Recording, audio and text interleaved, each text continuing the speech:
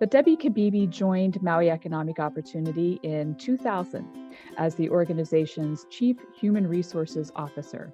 In 2011, she was promoted to Chief Operating Officer and was promoted to Chief Executive Officer in 2017. She is the past president of the Maui Nonprofit Directors Association and a current member at large. She is the treasurer of the Hawaii Community Action Partnership Directors Association and the Rocky Mountain High Incorporated. Debbie represents MEO on the Workforce Investment Board and is a board member for the Friends of the Children's Justice Center and the Association of Farm Workers Opportunities Programs.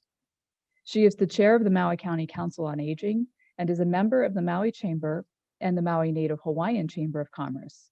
Debbie is a nationally certified senior professional in human resources and a certified results-oriented management and accountability trainer. She volunteers her time for numerous organizations and has been involved in several ministries at St. Teresa Church in Kihei. Debbie was recognized by Pacific Business News as a 2019 Women Who Mean Business honoree and the Maui Nonprofit Directors Executive Director of the Year. Please help me welcome Ms. Debbie Cabebe. And as Debbie gets on, there she is. Hello. Hello. I'm waiting for you to start it. Hello, everybody. Hello, Deidre. Thank you so much for having me, and thank you for sharing that intro. It's a walk down memory lane. Well, you and I have known each other for a really long time, and we were talking earlier, everything that MEO and you have been doing during this time is just phenomenal. And I don't know that the entire community knows everything you're doing. So we're really happy that you're here today to talk to us a little bit more about MEO. I thank you, and I want to say before I get into, I have just a short presentation, a sort of an overview of what we do as an organization during normal quote unquote times, and then I will talk about what we've been doing in the face of COVID and where we're going to go, but. When you asked me to be one of your presenters, I was honored. I have always thought so highly of you and of course of the Nisei veterans, and my relationship goes back to ironically, my daughter was a gymnast back in the mid 90s, and Leonard Oka reached out to some of the team parents and said, "Hey, if you want to make some money, come and help us with the fried chicken, or not fried chicken, with the chicken booth at the county fair." And we provided the labor and got to cook rice with some of the members, and really enjoyed it. And my father is a Navy. He was stationed at Pearl Harbor on a sub-rescue ship. And my husband was born on December 7th, actually, not 1942, but he was. So I have I don't know, I feel like I kind of have a connection. And then I was looking at the mission, your mission and your vision and your values, and so many of them are in alignment with so many things that we do at MEO. So again, thank you so much for this opportunity to talk a little bit with your audience. Thank you. I love those connections. Thank you. Okay, I'm going to go ahead and go into my presentation and just kind of give you an overview of who we are and what we do. And we were chartered in 1964 under the Economic Opportunity Act of 1965. And we are the only Maui County nonprofit dedicated to serving those in poverty. So we're designated by federal legislation. And under that legislation, we're required to serve elderly, persons with disabilities, immigrants, youth. We also service returning citizens, which are people who were incarcerated, and the economically disadvantaged. We operate under a national community action goal. So there are about 1,000 community action agencies nationwide, and we operate, everything we do is in alignment with those goals. So really the core is that we focus on individuals and families with low incomes, and we try to make sure that they're stable and that they achieve economic security. and that the communities where low-income people live are healthy and offer economic opportunity, and people with low incomes are engaged in building opportunities in their communities. So you'll see, like, we have our senior clubs that we are well known for, and those senior clubs were started with the purpose of advocacy, to go out and identify needs that were important to seniors, and then come up with ways to address those needs. So the core principles of community action are is that we need to build local solutions specific to local needs. So we do a needs assessment, and we find out what are the current needs in the community and make sure that the services that we're providing are relevant to the community. And all of it is tied back into stabilizing the families, stabilizing the community, maximizing community involvement. So I know people would say, boy, MEOs everywhere. We see you at all public hearings and meetings and things, and that's by design. That's something that we are charged with doing, and we also will always advocate for systematic change.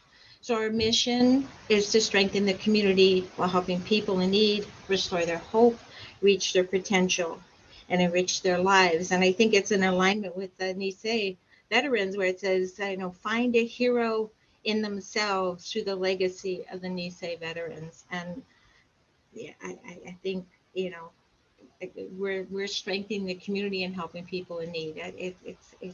It goes together pretty well. We, in the last fiscal year, which was the year ended October 30th, 2019, we served more than 23,000 individuals and families and touched more than 69,000 lives. And that was pre-COVID. We operate under 5 departments. So I always say, MEO is kind of like five nonprofits under one umbrella. We have early childhood services, where we administer a federally funded Head Start preschool program. And then we have our infant toddler center, which most folks don't realize, over on the Cameron Center campus. And we serve infants and toddlers. And we actually had served a lot of the frontline workers' families during this COVID crisis. In our community services department, it's kind of the catch-all. It's kind of the heart of the organization. We have our best reintegration program, and that's where we work with returning citizens, which are formerly incarcerated individuals, and help them successfully reintegrate into the community. We have Enlace Hispano, which is an acculturation self-reliance program for Hispanic, Latino citizens or persons that are moving to Maui County. Low-income housing energy assistance, which we administer once a year through for the federal government, the state of Hawaii, and we give energy credits to low-income houses, and then that's posted to their bill. And then there's an emergency assistance that's year-round. We have a statewide National Farm Workers Jobs Program, where we actually work with the farmers and the employees, and we identify areas of opportunity for the individuals working on the farms to upgrade their skills and hopefully move ahead within the farm, or if not, maybe move into another type of career path. Persons with Needs 60 Plus is a federally funded program that we assist senior citizens with hearing aids and glasses and things like that. Our Planning and Coordinating Council is the senior clubs that I talked about, and that's senior support for senior clubs, recruitment, membership, and advocacy activities. And we have, I think, about 53 clubs and over 2,000 members. And, the seniors have been very resilient during this COVID. We actually moved to online Zoom meetings, where we used to have in-person meetings, and we have a little more than half of them that participate on a regular basis. For some, it's still a little bit of a challenge with the technology, but we reach out to them through calls and newsletters, and try to keep everybody safe and together. So it's quite interesting. We also have rental assistance programs to prevent homelessness, our senior community service employment program. Most of the individuals in that program, not all, but a lot of them are people who are immigrants that don't have very much, they don't have in-depth employment skills, but they need to work. And so we'll put them into an employment and training program and help them gain marketable skills and then place them into unsubsidized employment at a later date. We also have a weatherization program. This has been around for a long time. Unfortunately, it's federally funded and there's not a lot of money, but it actually helps weatherize, go into low-income persons' homes and do an energy audit and look and see if we can retrofit lights or help them with solar heaters, all kinds of things. And then we, on the island of Molokai and Lanai, we do the surplus food. It's called Temporary Emergency Food Assistance Program. And we administer the food on those islands. They do that through the food bank here on Maui Island. We also do financial literacy classes to help people with credit and developing and managing budgets. And then something that's just a few years old, we've been doing the Senior Farmers Nutrition, or Senior Farmers Market Nutrition Program. And that is where we issue food vouchers to seniors, and they can go out and access locally grown fruits and vegetables. And that's been very, very successful. And our COO, Gacy Bunga, her family owns Nakamura Farm, so it was a great program, and she was so gung-ho and said, okay, you know, I'll run this program. It's been very, very beneficial to the farmers as well as to the seniors.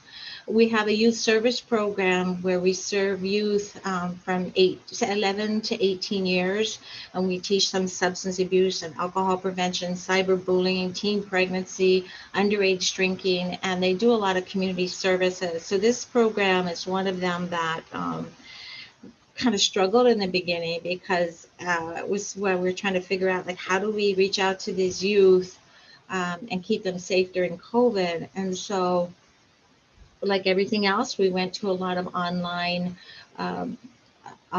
sessions, and then we started doing small groups of no more than 8 at a time, where we could social distance and wear masks and doing our community service projects. The youth were really sweet, and they responded to a request by Office on Aging, and they created a bunch of cards for the seniors during the Thanksgiving, during Mother's Day, you know, different times. So finding ways for them to give back. And they're going to be doing a fundraiser. They're going to wrap gifts for during the holidays. So if people want to drop off their gifts here at the building, they're going to have a few youth at a time, socially distance, and wrap gifts, and then people can pick them up. We used to do it at the mall, but again, adjusting for COVID. MEO Business Development Center, that's our micro enterprise program. We do core for business training, we do micro lending, and we also do financial literacy. And that is a really great program. It's on Maui, Molokai, and Lanai, supporting a lot of times individuals with no credit or poor credit to help them get startup loans up to $25,000. But more importantly, the Core 4 class is pretty much for anybody that wants to start a business, or that perhaps has been in business and really hasn't had any type of formal training. And a lot of times people go through the class and they're like, wow, I wish I did this sooner. Or they go through the class and they say, you know what, I don't think I'm ready to go into business because I didn't really realize how much, you know, work this is, or what all these things I need to do. So that also was always an in-person class, and you know, it took a little while for staff to embrace the online version of it, but it's actually been very, very successful, and we've actually had interest from outside of Maui County, and people have been able to participate. So I think in some ways it's expanded our reach, which I think is definitely wonderful. And you know, our loan fund, our business development specialists, our business development director, they're really terrific about working with their clients and making sure that they have the tools to be successful. And all of our small businesses that have loans right now, none of them are in default. They've all been able to maintain their commitment and to keep their business going. It looks different, but things are still moving forward. We also have our transportation, and of course, that's what I think everybody thinks that, well, not everybody, but a lot of people think that's what all that MEO does. And of course, it's because that's a, moving billboard. You can see buses all over the place. And you go, oh, MEO, they're the bus people. And that's just one of the programs. And actually, it wasn't the first program. Head Start was our first program, and then the community advocacy, the Kupuna clubs, came before transportation. Transportation didn't start until 1969. And that was a direct result of a community needs assessment that said that, they need transportation. There was no public transportation in Maui County. So we were the first kind of public transportation that there was. And of course, now we have a fixed route and, it's modified and we do more of a specialized transportation. But that is a lifeline for so many individuals, and not just our seniors, but for the persons with disability, for those low income people that need to get to work and there's no transportation, public transportation during the hours they need to get there. We try to get them there, and we do a lot of employment and training transports as well. So agency-wide, we are funded, our core funding comes from something called the Community Service Block Grant, and it's federal money that was the startup money of community action. And that money is the seed money that is used to leverage state, federal, and county funding based on what the needs are in the community. So we're supposed to take that funding and assess what are the needs in our community and then find local resources to meet those needs. As an organization, every year we host the Kupuna Aloha Luncheon for the Maui County Planning, Senior Planning and Coordinating Council. Normally there's like 500 to 800 kupuna at the Grand Wailea. 500 on a non-political year, and then during an election year, it's about 800. So this year, we had the Kupuna Aloha celebration, and we did it virtually, which was kind of a big task. And we really didn't know what we were doing. We're just sort of making it up as we go. But we knew we didn't want that event to go unnoticed. And so we came up with a program just like we would if we were at the Grand Wailea, and we invited our legislators to give a little presentation. We gave them a time limit and talk about why we should vote for them and what they were going to be doing great for our community. We had some entertainment, we had door prizes, and we had over 3,000 people participate.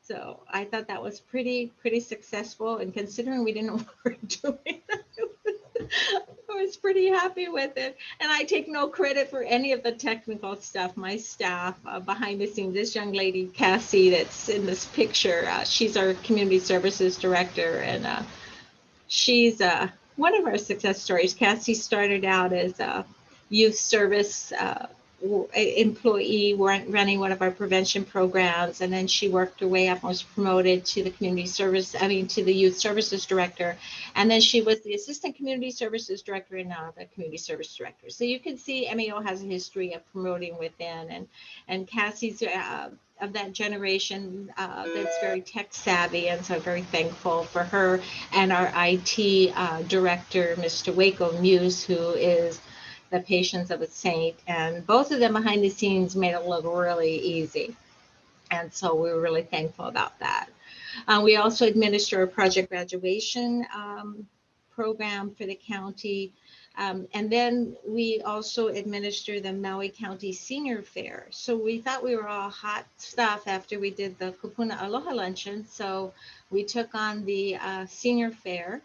And we did pretty well with that as well. We had a couple of little technical glitches on that. Wasn't anybody's fault, but we thought we were live streaming on our MEO Facebook, and it turns out the IT director was live streaming on his own personal Facebook. But other than that, we had a lot of participation, and it was a great event as well. We also have a property out at in Wai'ehu, and it was originally called Kekahua Farm, and that was land donated by Stanford Carr with the intention that we were going to run a reintegration program out there and have a dwelling and have people who were incarcerated when they were released live on the farm, work on the farm, and then eventually move out and do their own thing. But because of funding over the years, it's been quite a struggle, and we haven't been able to find any kind of funding to really fulfill that original mission. So um, I met with Grant Chun from Halimo'olu, hmm, probably over a year ago, and we talked about the property, and we talked about, they do housing. And so right now we're hoping to move forward with a housing project on that site in partnership with Halimo'olu and High Ridge Costa. So I'll keep you posted, but I'm excited. It would be a low income, affordable rentals for families, and that's what MEO is about. We also do a lot of fundraising, and of course, always accept donations. And then because of COVID, we administered the Hawaii Emergency Laulima Partnership Program. So this program was a brainchild of former Mayor Kimo Opana and my boss, who hired me, former MEO executive Gladys Baisa. And after 9/11, the county wanted to do something for all the people that were impacted. And so the mayor approached Gladys, and she worked with her program people and the mayor staff, and they came up with this program, and we administered it. I think it was just for 2 months, and it was a one-time only assistance, and people came to our building with documents, and they were serviced, and we made copies of things right then and there, and we could talk to people. So when the mayor just reached out and asked us to duplicate, I guess, that program to help in the COVID situation, we said okay. So we took out all the paperwork and kind of tried to modify it to see if we could make it work for current situation. Of course, as you know, nothing was the same. We couldn't meet anybody in person, so everything had to be done um, virtually, or by email, or by telephone. A lot of people don't have access to the internet, so they didn't have a way to scan documents that were needed. So they would come to the building and wait outside, and we'd run outside with our mask and bring it in and copy it and give it back.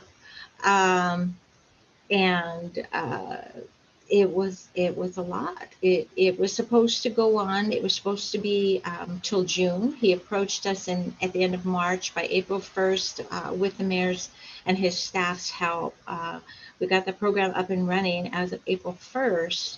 And then because this pandemic has continued, it actually just ended at the end of November.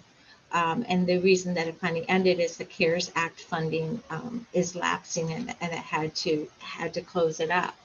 But we from April 1st until November 30th, we received 14,412 applications. We assisted 12,494 households, which impacted more, 37 or 33,734 individuals. And it was, we administered about 9.7 million in assistance. Every employee in this company was assisting. Our maintenance person was helping make copies. The county of Maui, their staff at the mayor's office, the budget office, they said, hey, you guys are behind. We're going to take some files and help you out. I don't know what we would have done if we didn't have their help. And our finance department,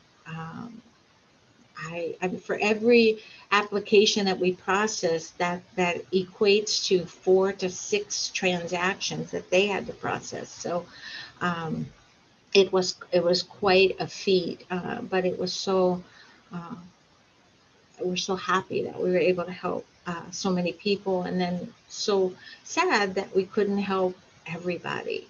The areas of greatest need that we saw were rent and mortgage, utility, food, and miscellaneous. I mean, I had one gentleman, he was going to be able to go back to work, but his tires were bald and he really had no money. And we saw bank accounts, so we knew what they had. And so I actually got a check cut, and Costco can't process our purchase order, so I took a check down there and met him and delivered the check so that we could buy the tires for him. And he was like blown away. So, and I was happy to do it. I mean, it's something so small, but it made a difference. So anyway, I think I've talked quite enough. I'm going to shut up for a little while and give you an opportunity to ask questions, or whatever you'd like to do. Well, first of all, congratulations for, all that you did, when you're talking about one application, not just being, one application, but multiple transactions. That's, that's a yeoman's job. So congratulations. But, emotionally too, I mean, of course, you feel so happy when you're able to help. And as you said, you feel sad when you're not able to. Emotionally, how do you and your staff been able to really ride this roller coaster? Hmm. You know, this is off subject, but not quite. Yesterday, we received some gift baskets from one of our vendors to say, happy holidays, and they delivered two, which I normally give one, and I'm thinking, well, how are we going to give this out? And you can't share food. So we decided we were going to give it to our two longest service employees with the longest years of service. And so I sent out this email that they're getting these beautiful gift baskets. And in true Debbie fashion, I have a typo in my email. And I said, and this is to acknowledge their tiers of service. And then I realized after, uh, I caught it when I reread it when they were thanking me, and I said, "Oh my gosh, I didn't mean to say tears. I meant to say years." And then I said, "Well, on second thought, it's probably a little of both." And I think that answers your question. Is sometimes it's the tears that come, tears of joy, tears Right. of frustration, um, tears of sorrow. Um, and then everybody, honestly, I mean, I have chicken skin just saying this, but the staff here amazed me. Like, people that normally they do their job and they're happy, but I mean, these people, they took this seriously. Like, they went above and beyond. They like, I can't go home, I've got to finish this person's waiting for me. And I was just like, so just so It's beautiful. it is really wonderful. So, as the former president of Maui Nonprofit Directors Association and still a director at large, how have the other nonprofits been faring? Are you kind of categorizing them into two different pockets, service industry, nonprofits, and then, all the others? I'm sure you're hearing a lot from your colleagues. How are they doing? Well, I think everybody, I mean, one thing about, Deidre, you've been in nonprofits long enough that, we're resilient, right? We're bendy. I always say you got to be bendy to be in nonprofits, because you just have to change and you have to go with the flow. So I think everybody has been really thoughtful about how they're delivering service and making sure that they're relevant, and they're trying to help their clients in the best way that they can, reaching out in different ways than they've ever reached out before. I mean, Maui Pops is even, and some people would say, oh, that's fluff, but there's so many people that need that, and especially because we're all stuck at home and you can't go out, and the depression for people is real. So them finding their way. So I think everybody has, I mean, I'm impressed with the group. that each one of them have kind of figured out their niche, and they're just sort of plugging along and making sure that they do what they have to do. And I said that's what is so awesome about nonprofit directors and staff. They just do what they have to do. It's true. And I was talking to someone the other day, and they said uh, they're surprised. They're a nonprofit director, and they're surprised how much funding is continuing to come in from their, not only their core supporters, but suddenly from the community at large. When they thought that this year was going to be really, really difficult for them, actually, relatively speaking, they're doing pretty well. Do you see that with some other of the nonprofits? Yeah, I think for most of us, like if you receive donations, the donations have increased because there are still those people that are able to give, that want to make a difference, and they of course want to give it to an organization that they know is going to be good stewards of the funds, and then to use it for its intended purpose. So I think so far we've been very fortunate. I think the fear is next year, what's going to happen. I mean, you're hearing the governors, talking about cutting, and and so when it starts there and it just kind of trickles down. So I'm hoping that the federal government will step up, like they did back during the recession, and look at some economic stimulus kind of programs that will help carry the states and the counties through what I think is going to be a pretty difficult next couple of years. Um, as you were talking about in your PowerPoint, MEO is involved with, so many areas. Lynn Axelson is asking if you could talk about how MEO works with other commercial businesses, private partnership, private businesses. Do you do work with Mahi Pono as well, or can you talk a little bit about that? Well, with commercial businesses, I'm not sure so much. I mean, like, so we work with say Maui Electric, for example, and we administer that low income energy housing assistance program, and that's in partnership with them because we do all the intakes and the paperwork and all of that, and then the money goes to them, and then they assign it to the client's bills. We do work with the bankers a lot. We have some Community Reinvestment Act funds that we use for our business development center. Um, we, I guess, private partnerships too. So, like, probably at Keikohula would be an example of that. I mean, I approached Grant Chun, but the gentleman that's actually the developer is a private developer, and MEO over the years has always embarked, I guess, in those kind of projects. We right now, Hawaii Fueling Network is putting a fueling station in for us at our base yard at Pu'unene, and they're incurring the cost, and we're paying for it, over the life of our relationship, I guess, or a contract with them. But I don't know if that answers your question. I'm probably not doing a very good job of articulating, but No, I think that's great. Someone is asking, you must be used to having lots of challenges as a leader in the many different positions you've held. How has COVID really, what leadership skills have you really had to tap into to get through this first sect of COVID that we've been dealing with? uh, leadership skills, probably putting myself in the other person's shoes. Really listening not only to the client, but listening to the employee, and knowing that, we were considered essential workers, so we never shut down. We worked through this whole thing, and they had families that they were worried about. They had their own health concerns. They had, just all kinds of things. And so really trying to, I think, as a leader, really be empathetic uh, to where that person's coming from, and try to respond to them the way they need to be responded to in that given moment.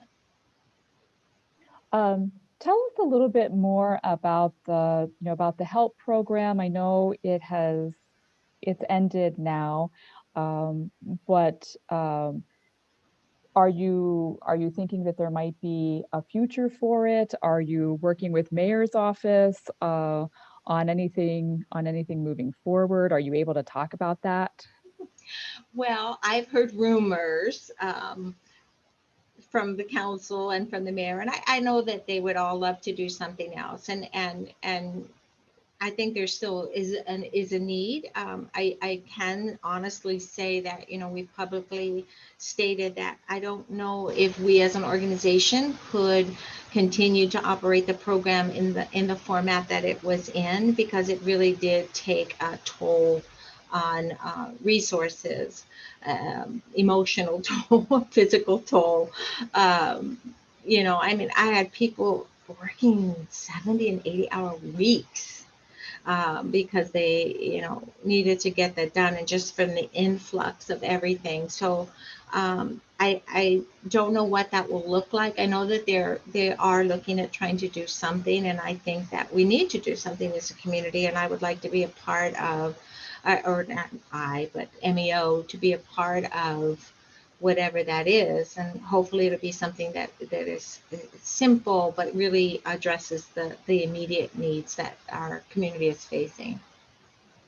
You were talking earlier too about how our values really mirror one another. And we always say, of course, we call them the Nisei values, but they are the values of aloha, they are the values of compassion. And MEO has such a history, dating back with Joe Suki, then Gladys, and now and some other directors, of course, and I can't remember everyone who's been at the helm. Um, but what does that legacy personally mean to you? And how does it affect your family? Because you go home at night with I'm sure as a great a leader as you are, trying to leave everything at work, it's got to go home with you. And how does that, what does all that mean to you? Well, I think filling the shoes of the people that came before me was frightening. Uh, I didn't really know if I wanted to do it. I thought, I can't possibly live up to the standard that these individuals have set, and they've all left gifts behind, for the organization that will be here forever. And so I was hesitant, and I went home and I told my husband. Lynn Neff was the CEO at the time, and she was going to retire. And she said, Debbie, I told the board, you're it, and I think they should consider you. And I'm like, oh, no, no, no. And I went home and I talked to my husband, and um, he got me this little plaque. It says, sometimes you have to grow your wings on the way down. And I thought, oh my God, it's scary. Like, you have to take this risk. Um, and I guess I finally said, okay, I'm going to do this, and knowing that I'm going to make a lot of mistakes, that I have a tremendous staff, and everybody says that, but I truly mean it. I mean, some of them, they in the core position, they've been here for so long, can ask them anything, and they don't eye roll and look at you like, you don't know that. And so that's been wonderful. And then personally, taking it home, I'm fortunate. My children are grown. It was at a good time in my life. I mean, if this had been when my children were younger, I would have never ever wanted to do something like this, because I wanted to give them my full attention. But they're all grown. They're out of the house. It's just my husband and I, and he's just. He's my rock. He's a strong supporter. He's a good friend. He's my equalizer. He's very calm, very thoughtful. I'm more animated.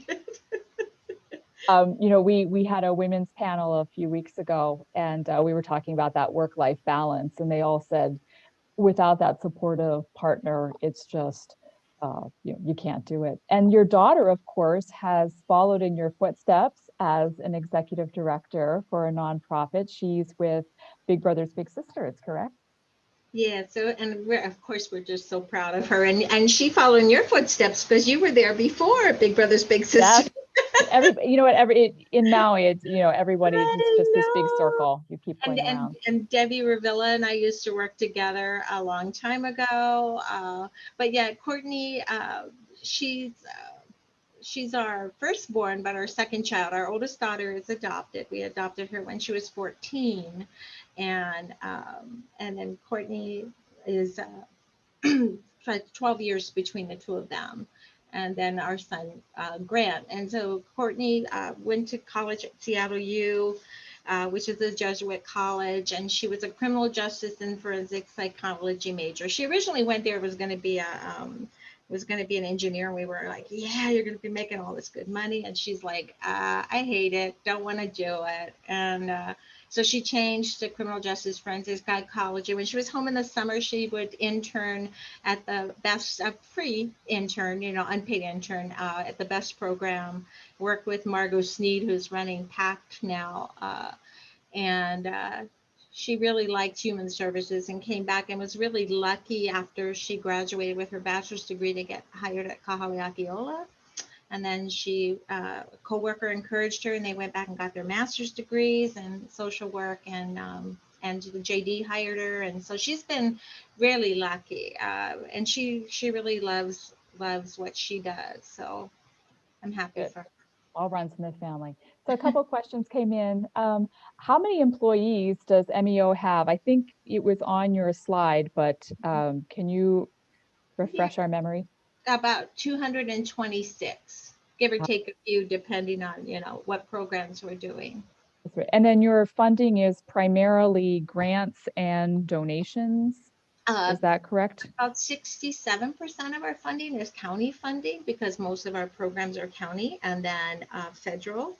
Very, very small amount of state, and then private foundations, and private donations and foundations. And those private programs are kind of what fills in the pukas, where there's areas of need. You definitely need all of those. Someone else said their father had an aide from MEO before he passed. Are there people with small businesses like cleaning or gardening that could be hired through MEO who could also help out? Or maybe the question is, um, do you still offer those services, and how do you find those people to do those services?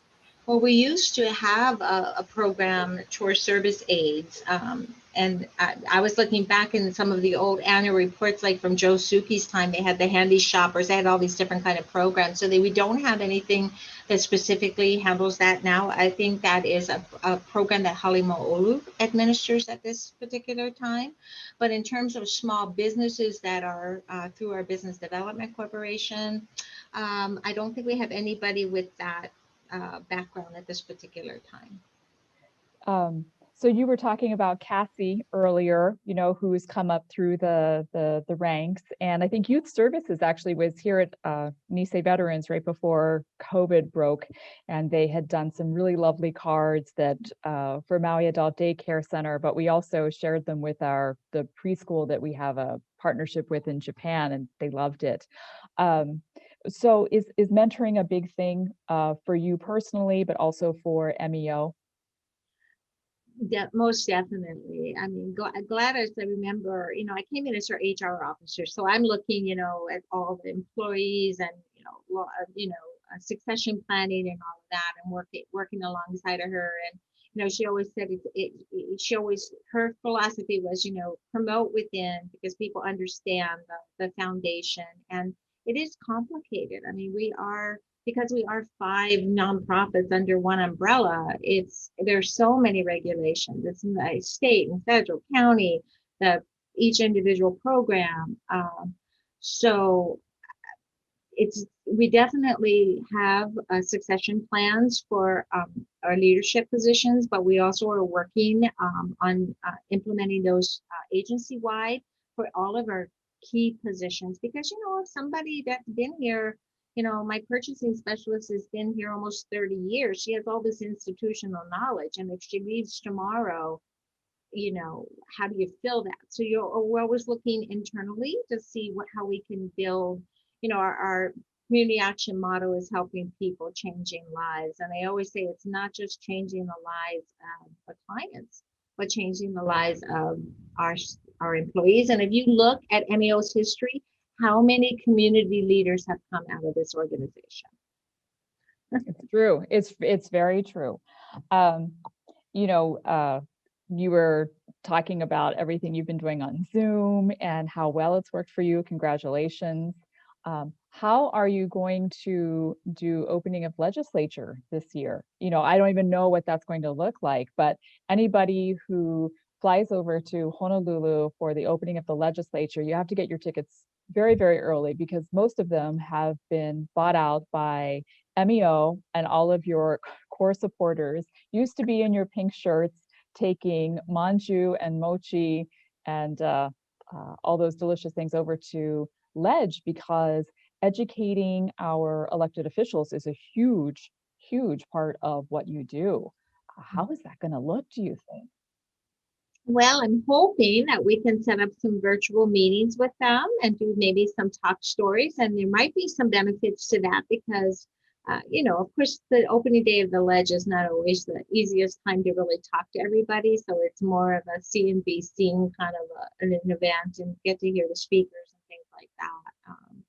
So I'm going to guess that that's probably what we're going to have to work out. I know we have Senator Aguiran is going to be speaking at the nonprofit directors meeting in January and talking about what to expect this year from his perspective. So I think I don't really see any other way at this point. And we still have our pink shirts. We actually resurrected them.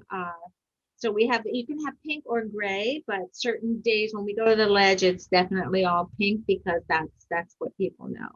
Right. What do you think about this COVID? Obviously, there's so many, horrific stories. However, do you feel as the optimist that you are that there, some really good things have come out of it too? And what Oh, are they? well, I think we've slowed down as a community. I remember pre-COVID, like every weekend was just jammed with you have this commitment, this commitment. You got to go here, you got to go there. Community events, and so we've slowed down. I was talking to my daughter Courtney about that. She's got a little boy now, who's 2 years old, and she said, her and her husband and her little boy, I mean, they spend this like downtime, whereas normally you might be filling it with, we've got to get them enrolled in soccer, and we've got to do this, and we've got to do that. And so everything is this check, check, check, and you're running around. So I think, and I'm a Cancer by birth sign, so I'm like a sappy. I like Hallmark commercials and all that.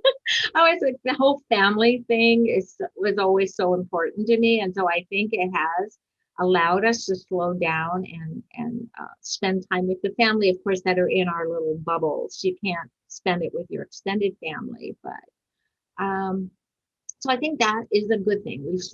I think we've slowed down. We've gone back to maybe some simpler times.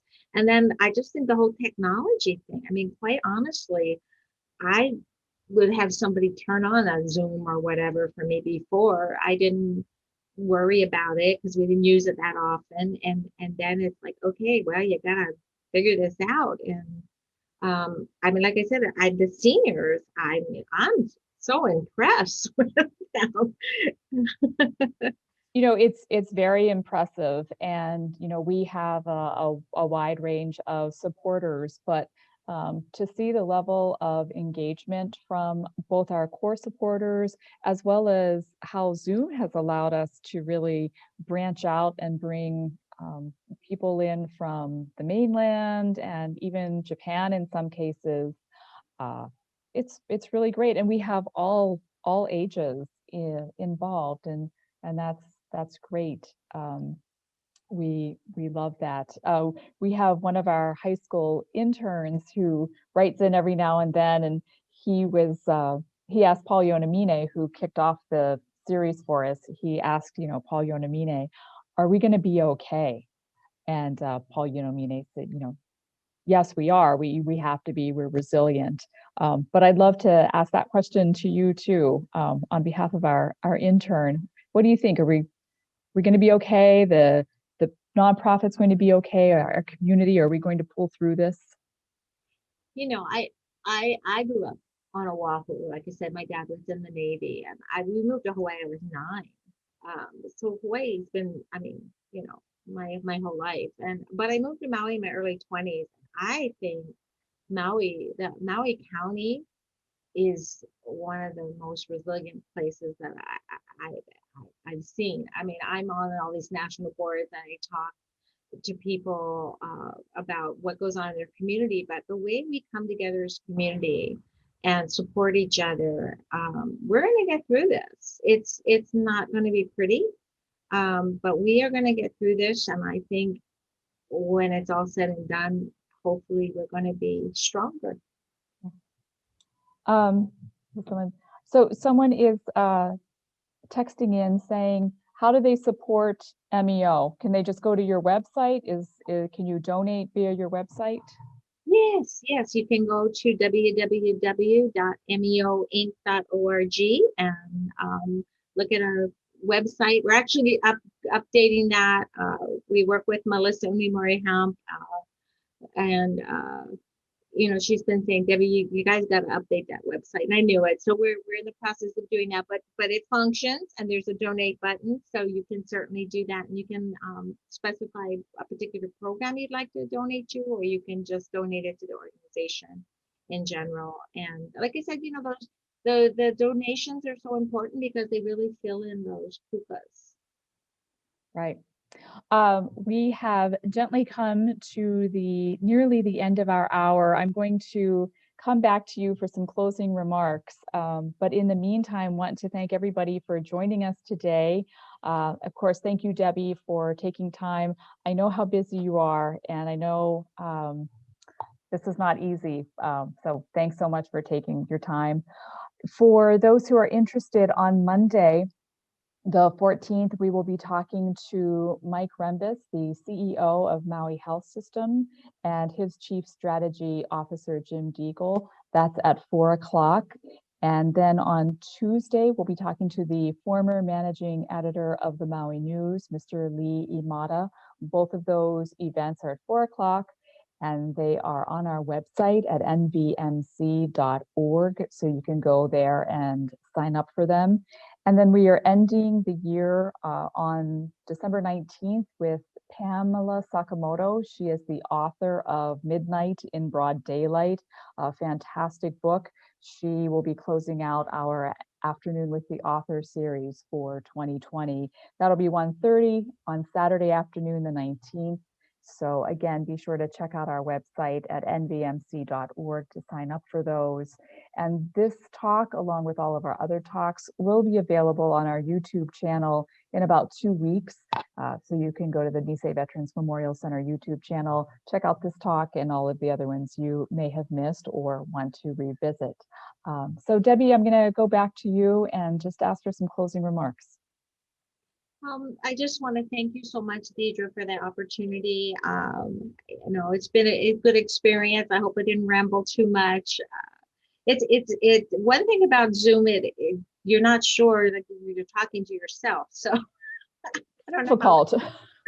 Yeah, so I'm like, okay, well, I'm not sure how it goes.